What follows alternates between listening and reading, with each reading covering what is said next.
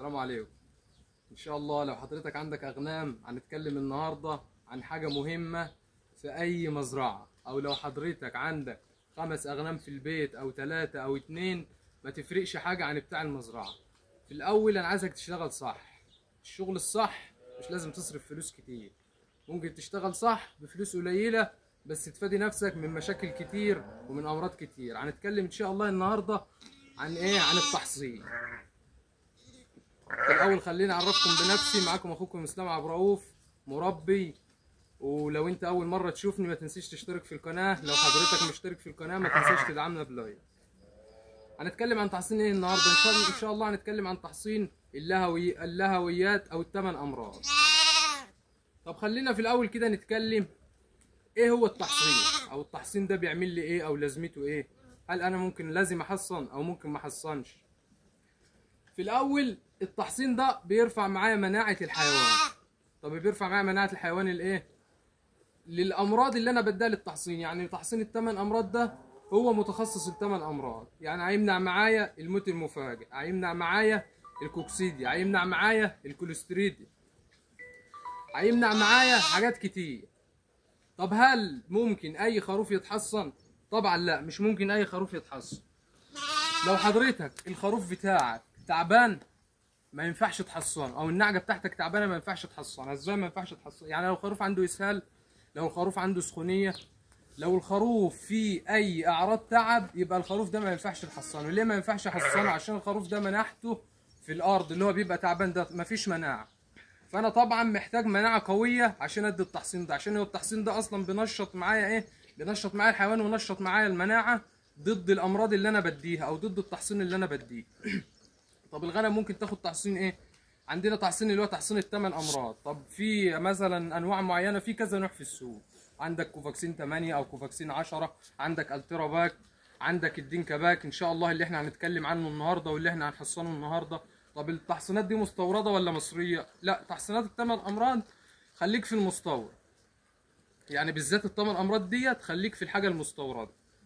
طب لو تحصين مثلا جدر الاغنام، في تحصينات في الوحده البيطريه عادي ممكن تشتغل بيه، او تحصين الحمى الكلاعيه برضه في الاغنام. طب هل الحمى الكلاعيه في الاغنام شرسه؟ هي مش شرسه في الاغنام، بس لازم تحصن الاغنام بالذات لو انت في مزرعه وعندك بقر وعندك ايه، مش هتبقى محصن البهايم او البقر او العجول وما تحصنش الغنم. هي دايره كلها بتكمل بعضها. التحصين طيب، في شروط للتحصين وانا بحصن. طب هل ممكن انا احصن وما يجيبش معايا نتيجه؟ طبعا ممكن تحصن وما يجيبش معاك نتيجه. في حاله ايه؟ في حاله زي ما قلنا في الاول، لو الخروف تعبان او الخروف فيه اي حاجه.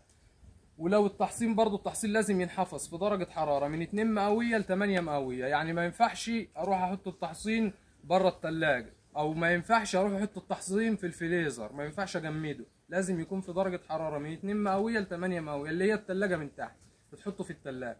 طب انا لو رحت اشتريه من الصيدليه ولقيته مش محفوظ في تلج او مش محفوظ في حاجه بره، او الصيدليه ما فيهاش ثلاجه، يبقى ما تاخدش التحصين. ليه؟ لان التحصين ده هيتكسر ومش هيبقى ملوش لازمه، هيبقى كانك بتدي ميه. طب انا هحفظ التحصين ازاي؟ قرب معايا هنا. التحصين طبعا انا جايبه اهو، جايبه من الصيدليه. ده كيس فيه تلج، كيس فيه ميه بتلج اهو. طب هل انا هطلعه وامسكه في ايدي واحصن الاغنام؟ ما ينفعش اللي انا افضل ماسكه في ايدي واقعد نص ساعه ولا ساعه حسب العدد اللي عندك تفضل تحصن في الاغنام.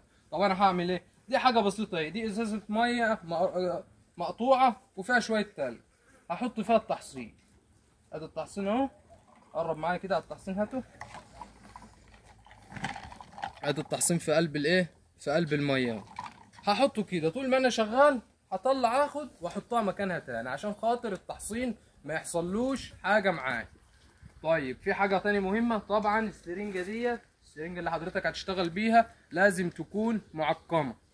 يعني السرنجه ديت انا شغال بيها على طول، بس ايه؟ معقمه، يعني لسه غليلها ميه سخنه ومعقمه. والسن طبعا لازم يكون نضيف، ما ينفعش تجيب سن ما يكونش نضيف او ما يكونش، او يكون فيه وسخه او حاجه. لازم النظافه اهم حاجه في التحصين. طب خلينا نحصن. طب الجرعه قد ايه؟ خلينا نشتغل مع بعض، ندي نعجه ولا حاجه ايه مع بعض. كل نعجه او كل خروف هياخد 2 سم، هياخد 2 سم من التحصين. طب هل ينفع التحصين ده اديلي العجول؟ الدين كباك ده ما ينفعش تديلي العجول، لان الاسهال او نوع البكتيريا اللي بتسبب اسهال او نوع الفيروسات ما ينفعش معانا ايه، ما ينفعش نديله العجول. اروح معاك كده. طبعا دي نعجه اهي، انا هديها التحصين.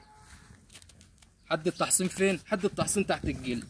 ادي عظمه اللوحه اهي، مش لازم تجيب دكتور يديك عظمه اللوح هنا اهي، وادي جلد الرقبه. جلد الرقبه اهو. هعمل ايه انا؟ اجي شادد جلد الرقبه اهو وعاطط تحت. طب ايه اللي عرفني ان الحقنه دخلت تحت الجلد؟ شايف الحقنه السن بروح يجي معايا اهو، وجعات التحصين. خليك عارف النعجه ده يا اسلام اللي احنا عطيناها. طبعا احنا عطيناها التحصين بتاعها، وطبعا انا كنت محصن قبل كده بكام يوم، انا محصن من حوالي 25 يوم. يعني الجرعه ديت الجرعه المنشطه. لو انت اول مره تدي التحصين، يعني انا هديه النهارده واحسب مثلا 21 يوم او 25 يوم او 4 اسابيع وادي جرعه منشطه تاني. طب التحصين ده بيتاخد كام مره في السنه؟ التحصين ده بيتاخد كل 6 شهور.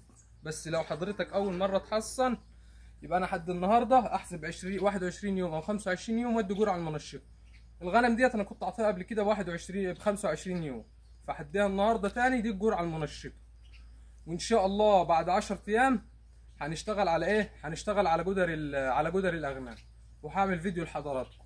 ولو انت وصلت معانا لحد هنا يبقى انت من الابطال. ما تنساش تشترك في القناه، وما تنساش تدعمنا بلايك. ولو عندك اي استفسار او اي حاجه عايز تستفسر عنها، انا تحت امرك. السلام عليكم.